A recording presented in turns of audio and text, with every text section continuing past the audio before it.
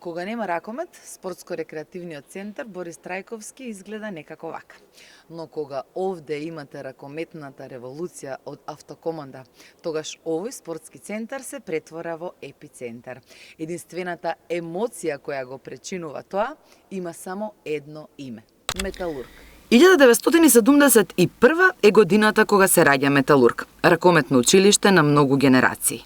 И минуваа години, дојде и нов век и токму во него Металург испишува една нова силна македонска спортска историја. Учителот од Истра, стратегот Лино Червар, ја има пресудната улога во создавањето на она што е денес Металург.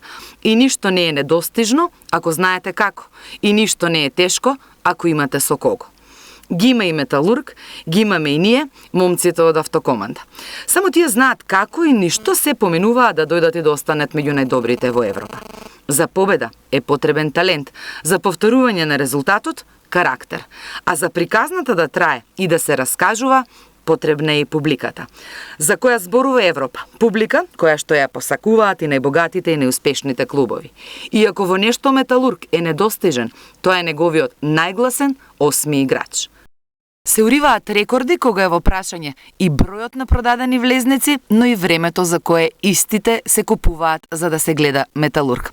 А секоја игра на Металург – празник за очи, храна за душа. Ова е трибината М16, не многу популарна помеѓу публиката, затоа што од тука јаголот за следење на преварите не е многу добар. Но мојот соговорник денешен го очекуваме токму овде и намерно, не случајно. Јас ќе седнам на столчето број 19, за него е резервирана 18-ката и мислам дека има доживотната резервација за оваа бројка кога е дел од публиката. Велат дека трпението е една од најсилните особини на големиот дух. И која трпеливост е потребна да го гледате вашиот тим, како се бори за секоја нова акција, напад, одбрана, да знаете колку можете да им помогнете, а сепак не можете. Тој тренинг со самиот себе си најдобро го знае Наумче Мојсовски. Психолошка борба против физичката повреда, но тоа е спортот. Наумче, добре ни дојде и искрено многу ми е драго што те гледам после долго време жив, здрав, прав. Се ли окей прв? Добре, најдов. Па се окей, мислам дека вчера се вратив на контрола бев во Австрија. Докторот кажа одлично, значи и коската и менискусот све е заздравено. Само треба уште малце период за да се скроз рехабилитира, пошто ми вика малце се гледа дека си имаш убрзано рехабилитација, сакаш побрзо да се вратиш, или ако веќе немаш поважни надпревари, немој да брзаш.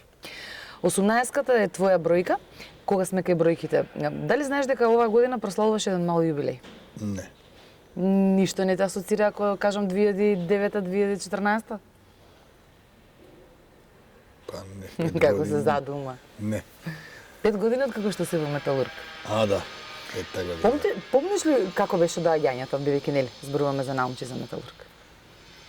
Па сега дека помнам, се крена на голема фама која до тогаш не беше видена во ракометов, капитен на Вардар, као ајде заштитно лице на Вардар, освојавме многу титули тоа со Вардар.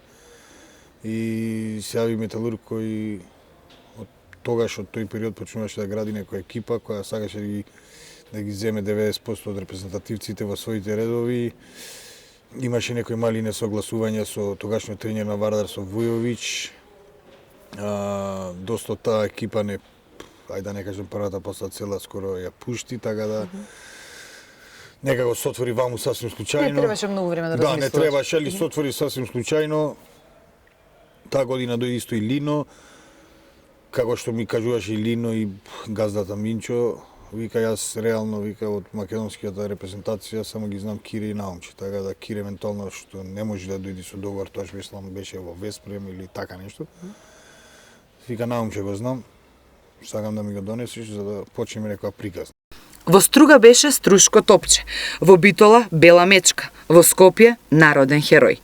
Заработени епитети, но кој му е омилениот? Таа моја физиономија, моја градба на моето тело ми даваше за право да се борам со најголемите, со потешки од мене, повисоки од мене, со 20-30 сантими потешки, со 3-40 килограми, така да се направи големите успеси.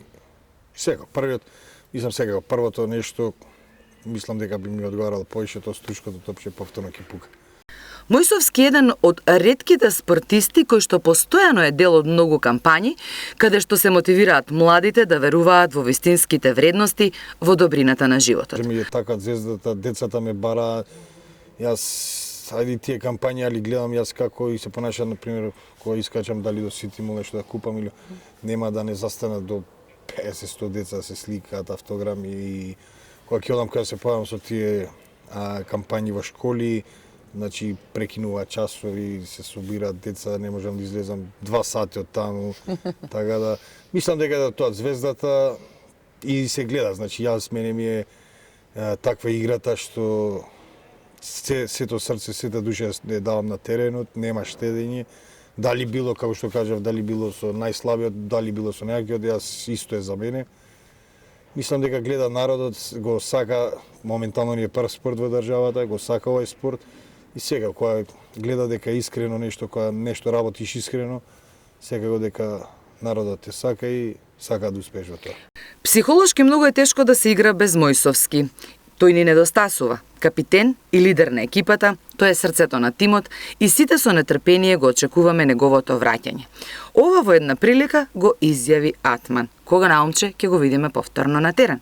Пошто мислам дека требаше да биде дербито со Вардар 26-7 мај и реваншот 2-3 јуни. Така да мислев за тогаш да се спремам, али пошто сега се поместени за 2 мај и 7-8 мај, мислам дека не можам да ги стигнам тие.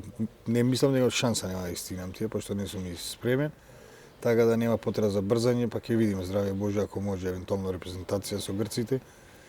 Тогаш. Па тешко ми е кога ги гледам, али со тоа што победуваат, се пласираме во наредни кругови, што тука што со репрезентација ми е баш мило, баш сакам така да ги гледам радосни, весели наши момци. И секако има и тука кога ќе даеме некоја тешка, кога се движи тука резултатот, кога ќе биде тешко, кога некој добар гол, знам и тука да изрипам на жица и давам поддршка максимална, значи тука блиску сум до играчите и сакам преко со да кажам. Свесен ли се за својата големина кога оди она официјално претставување на играчите? Тебе те нема таму, меѓутоа никогаш не забораваат и тебе да те произведат и го слушаш аплаузот и целата онаа енергија која што публиката ја има за тебе. Го чувствуваш и тоа искрено, не чисто нели ради официјалноста, туку таа емоција. Се чувствува, сега дека се чувствува.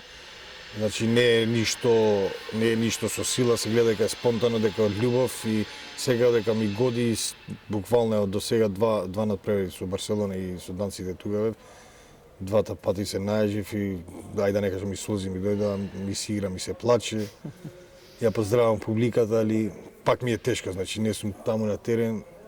Друго е кога ќе те позоват, кога ќе можеш да помогнеш, друго е кога не можеш да помогнеш. Ракометот е секогаш на прво место, но сепак, центарот на светот за Наумче Мојсовски е неговиот 11-месечен син Кристијан.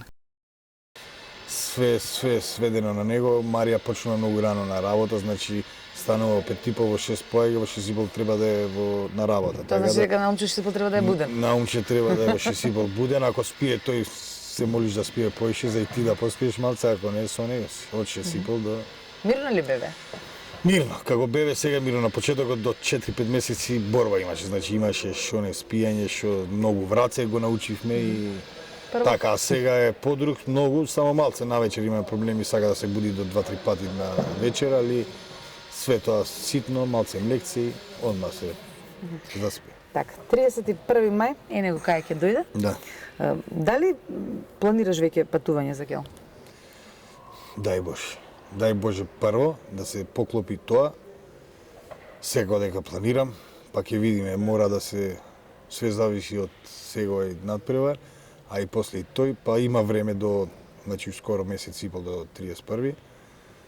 Така да мислам дека ќе смогнеме сили, па ќе правиме некоја ротација што побрзо нешто се случи тоа би бил најголемиот клубски успех во кој што се дел и ти. После она преубаво 5-то место 2012 европското во Србија. Па добре, сам така оди, ние така викаме се шалевме со играчите. Значи прва година не се пласиравме во Лига шампиони. Втора година се пласиравме, пројдовме група, стигнавме сме на финали и испаднавме Загреб. Следна година Продовме Минск, игравме четвртфинал, испаднавме од Kielce и ова година Редно е, да. четвртфинале, па еден чекор да се направи. И кога би требало да го раскажете Мојсовски во 2 збора, јас би ги одбрала бескрајна упорност. А неговите соиграчи ќе кажат срцето на Наумче игра на терен, состојба која ги краси сите нив од прв до последен. И тука се потврдува онаа народната, дека борбата на јунакот ја води неговото срце, а не физичката големина. Играч за пример, личност за почит, спортист кој што го диша ракометот. Постојат луѓе кои мотивацијата во завидни количини ја имаат од раѓање. Таков е нашиот Мојсо. И никој не е имун на порази, ниту неотпорен на победи. Но сето тоа треба да се поднесе машки. Затоа што сепак, на крајот од денот, вистинската вредност во светот е резултатот. Тој останува, се помни. А најмоќната големина на металурзите е огнениот ентузијазам, кој би го превеле како давање на се од себе и во услови кои што се далеку од потребните. Успехот добива на поголема тежина кога го мериме не само со местото каде што сме сега, туку и со препреките кои што сме ги поминеле за да стигнеме таму. Со успехот не можете да владеете, тоа едноставно го заслужувате, го заработувате. По се што направи металург, останува вербата дека и во оваа голема празнична вечер ќе биде металург, ќе биде победа, ќе биде Македонија.